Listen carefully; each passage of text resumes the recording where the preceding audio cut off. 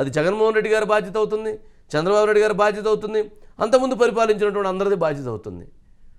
అంటే ఇది ఈ అంశాలని ప్రజలకి చేరవేసేటువంటి క్రమంలో ఉద్రేకపూరితమైనటువంటి వాళ్ళ భావాలని భావజాలాలని రెచ్చగొట్టే విధంగా వ్యవహారం చేయటం అనేటువంటిది మాత్రం అది సరైంది కాదు. మరి ఏ గ్రామాలలో ఎక్కడ ఏ విధంగా అది ఉన్నది అనేది జగన్మోహన్ రెడ్డి గారే చెప్పాలి. ఒకసారి వారి బైట్స్ ఉన్నట్టుంది జగన్మోహన్ రెడ్డి గారిది, అట్లాగే ఈరోజు చంద్రబాబు నాయుడు గారు కూడా దాని మీద మాట్లాడారు. దాని మీద ఒకసారి బైట్స్ ప్లే చేయండి. స్వతంత్రం వచ్చిన తర్వాత కూడా 77 సంవత్సరాల తర్వాత కూడా వేరు వేరు రూపాల్లో ఇవాళటికి ఉన్నాయి. అంటరాని తనం రూపం మార్చుకుంది అంతే. ఆలోచన చేయమని అడుగుతా ఉన్నా. అంటరాని తనం అంటే కేవలం ఫలానా వ్యక్తుల్ని కేవలం భౌతికంగా ముట్టుకోకూడదు, దూరం పెట్టడం మాత్రమే అంటరానితనం కాదు. అంటరానితనం అంటే పేదలు ఏ బడిలో చదువుకుంటున్నారో ఆ గవర్నమెంట్ బడిని పాడు పెట్టడం కూడా రూపం మార్చుకున్న అంటరానితనమే అని చెప్పి నేను ఈ సందర్భంగా తెలియజేస్తా ఉన్నాను. పేద పిల్లలు తెలుగు మీడియంలోనే చదవాలని, వారు ఇంగ్లీష్ మీడియంలో చదవరాదని బరి తెగించి వాదించడం కూడా రూపం మార్చుకున్న అంటరానితనమే. ఇష్టానుసారంగా రౌడీజం చేస్తున్నాడు. పచ్చని సమాజంలో చిచ్చు పెట్టే పరిస్థితికి వచ్చాడు. కాలేరు గ్రామంలో 5 దళిత యువకులపై రౌడీ షీట్ ఓపెన్ చేయించాడు. 2 దళిత సర్పంచులపైన కేసులు పెట్టించాడు. జనసేన తెలుగుదేశం కార్యకర్తలుగా ఉన్న చాలా మంది దళితుల్ని బెదిరించే పరిస్థితికి వచ్చాడు. వెదురుమూడి గ్రామంలో జ్యోతిరావు పూలే గారి విగ్రహం పెట్టిన బలిజ కులస్తులను కూడా బెదిరించి 40 మంది పైన కేసులు పెట్టి వాళ్ళని ఇబ్బంది పెట్టే పరిస్థితికి వచ్చాడు. నేను ఒకటే హామీ ఇస్తున్నా, మండపేట నియోజకవర్గంలో 43 ఏళ్లుగా చూస్తున్న ప్రశాంతంగా ఉండే నియోజకవర్గం, మళ్ళీ ప్రశాంతమైన వాతావరణం ఉండాలంటే జోగేశ్వరరావు ఎమ్మెల్యే కావాలి. రౌడీజానికి భయపడో కులమో మతమో రెచ్చగొడితే ఆ కులానికి గాని ప్రలోభపడితే కులం మనల్ని కాపాడదు. మనల్ని కాపాడే సుపరిపాలన, బీసీల ఆత్మగౌరవం ఆయన కాళ్ల ముందర తాకట్టు పెట్టిన పెద్ద మనిషి. ఇంకో బయట ఉందా? లేదు సార్. ఓకే, తనకి ఈయన కూడా క్లారిటీ ఇచ్చినట్టే తెలుస్తాను చంద్రబాబు గారు. అంటే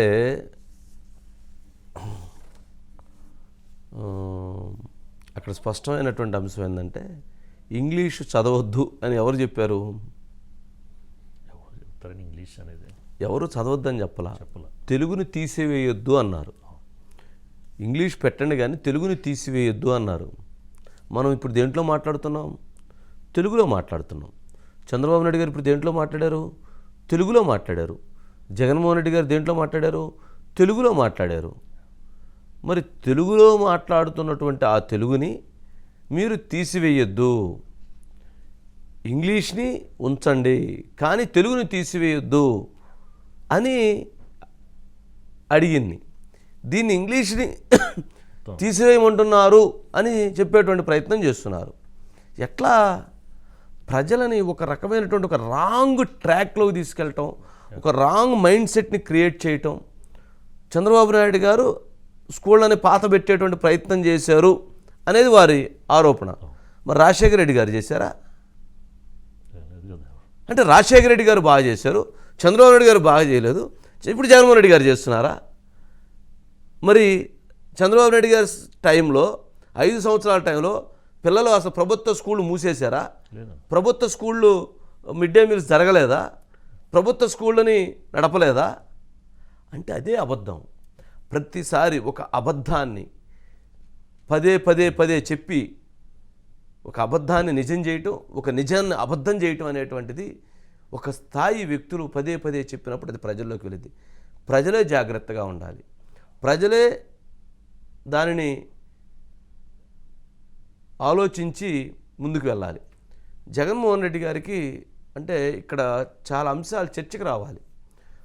ఓకే, వారు చేయలేదు నేను చేస్తున్నాను అన్నప్పుడు జగన్మోహన్ రెడ్డి గారు ఇప్పుడు అక్కడికి వచ్చినటువంటి యువతలో, ఇప్పుడు అక్కడికి వచ్చినటువంటి ఒక 20,000 25,000 మంది యువతలో ఎంతమందికి మీరు పారిశ్రామిక అభివృద్ధి కల్పించి వాళ్ళ ఎంతమందికి ₹1,00,00,000 రుణాలు ఇప్పించి వాళ్ళ ఎంతమంది చేత వాళ్ళకి యూనిట్స్ ఇండస్ట్రీ పెట్టించగలిగి వాళ్ళ కంపెనీల్లో ఎంతమందికి ఉపాధి అవకాశాలు కల్పించారు చెప్పమనండి. జగన్మోహన్ రెడ్డి గారు 404 కోట్ల రూపాయల డాక్టర్ బిఆర్ అంబేద్కర్ గారిది స్టాచ్యూ పెట్టినట్టుగా మరి 404 కోట్ల రూపాయలు పెట్టి అక్కడికి వచ్చినటువంటి 25,000 మందిలో కనీసం ఒక 500 మందికి చేయొచ్చు కదా. ఎందుకు చేయలేదు? చెయ్యరు. అది చేస్తే వాళ్ళు పైకి వస్తారు.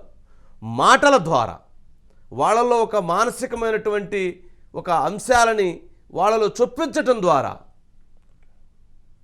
అలాంటి అంశాలకు ప్రాధాన్యత ఇస్తున్నారు తప్ప ఎక్కడ ఎన్ని ఇండస్ట్రీలు ఒక్కొక్క జిల్లాలో ఒక 500 మందిని వాళ్ళని గనక అవకాశం ఇచ్చి వాళ్ళకి గనక ఇండస్ట్రీ ప్లాట్ఫామ్స్ క్రియేట్ చేసి వాళ్ళ ₹1,00,00,000 రుణాలు ఇప్పించి సబ్సిడీతో కూడినటువంటి వాటితో కనుక ఇండస్ట్రీలు పెట్టిస్తే వాళ్ళందరూ అత్యంత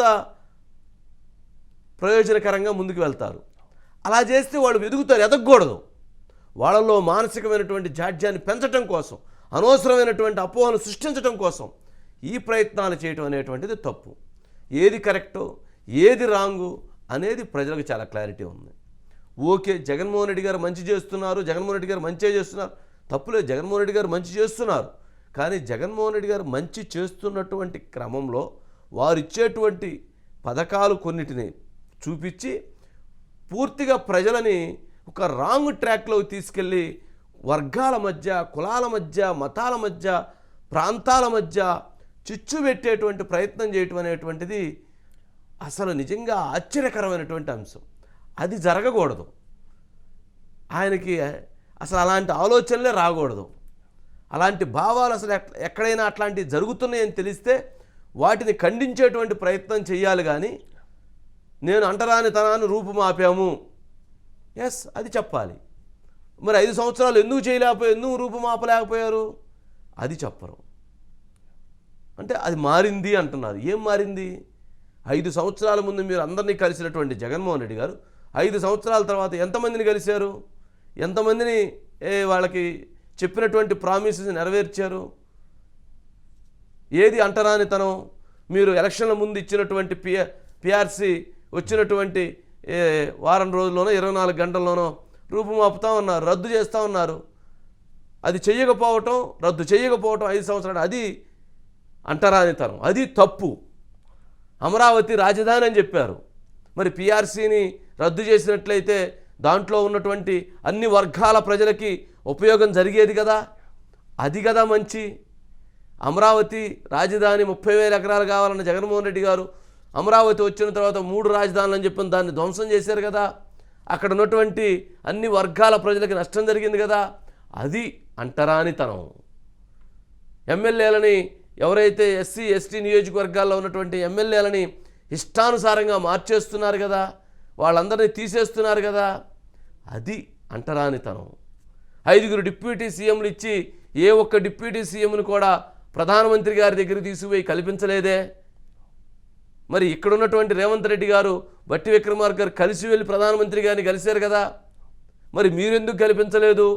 అది అంటరానితనం. మనం ఏదైతే మాట్లాడుతున్నామో, మన మనసుల్లో ఏదైతే భావజాలం ఉందో, మన మనసుల్లో ఏదైతే మనకున్నటువంటి రుగ్మతలు ఉన్నాయో వాటిని చెప్పేటువంటి ప్రయత్నం చేయటమే అంటరానితనం. వారి మనసులో అది ఉండుంటే అది వస్తుందేమో అని అనిపిస్తూ ఉంది. అంటే ఆ స్థాయి వ్యక్తి, 5 కోట్ల మంది ప్రజలకు రిప్రజెంటేటివ్గా ఉన్నటువంటి వ్యక్తి ఒక రాష్ట్ర ముఖ్యమంత్రి నోటి వెంట ఈ పదాలు, ఈ అంశాలు రావటం అనేటువంటిది నిజంగా హర్షణీయమైతే కాదు. వారు ఒక 10,000 కోట్లు పెట్టి 10,000 మంది యువతకు తలా ₹1,00,00,000 ఇవ్వమనండి. ఎందుకు ఇవ్వలేదే?